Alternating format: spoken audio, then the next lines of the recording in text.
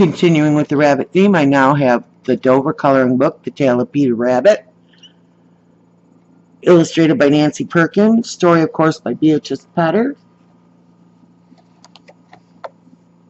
Super cute little book. I like Dover books, they're reasonably priced, but they have two-sided pages and the paper is only about a 60-pound weight.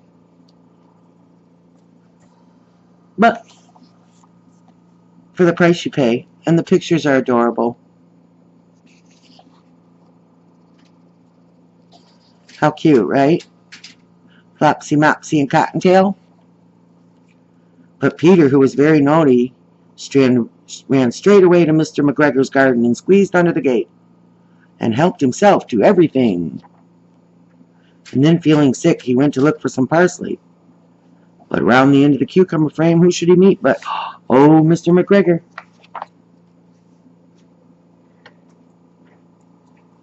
So now, naughty Peter's running away, and Mr. McGregor is chasing him.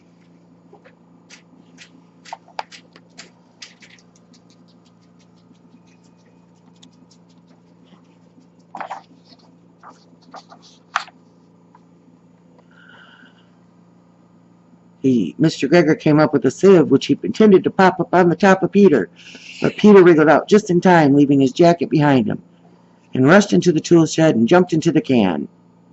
It would have been a beautiful thing to hide in had it been not so much water in it.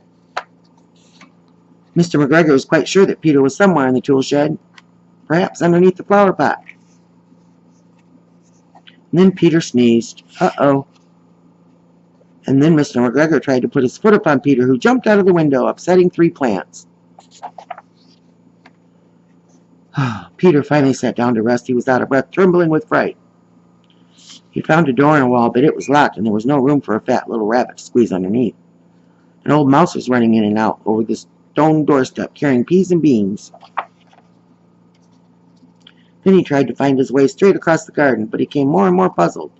He came to a pond where Mr. McGregor filled his water cans. He went back towards the tool shed, but suddenly, quite close, he heard the noise of a hoe. Scritch, scratch, scratch, scritch. Peter scuttled under the bushes. And again, he's on the run. So Mr. McGregor put up Peter's little jacket in the garden and shoes for a scarecrow to frighten the blackbirds. Peter never stopped running or looked behind him till he got home to the big fir tree. He was so tired. Mama put him to bed, gave him some chamomile tea. But Flopsy, Mopsy, and Cottontail had bread and milk and blackberries for supper. The end. Cute little book. And then we have this big one. Another one illustrated by Charles Santore.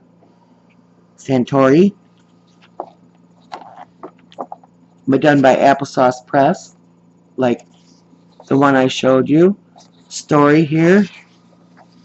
And then we have, again, the pictures in kind of a grayscale. One-sided, story on the left, pictures on the right.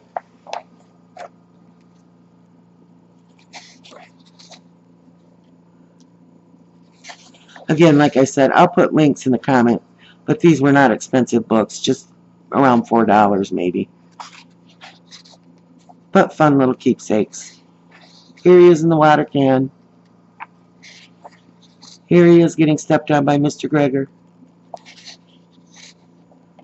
Here he is by the door, and the mouse was scuttling back and forth, taking food to his family. Tried to find his way across the garden, but he came upon the pond where Mr. McGregor filled his water cans. A white cat was staring at some goldfish. Peter thought it best to go away before speaking to her. He heard the noise of Mr. McGregor hoeing onions. Peter started running as fast as he could go. He never stopped running till he got home to Mama. and she put him to bed with chamomile tea. But Flopsy, Mopsy, and Cottontail had bread, milk, and blackberries for supper. The end. Like I said, cute little book. Cute little books.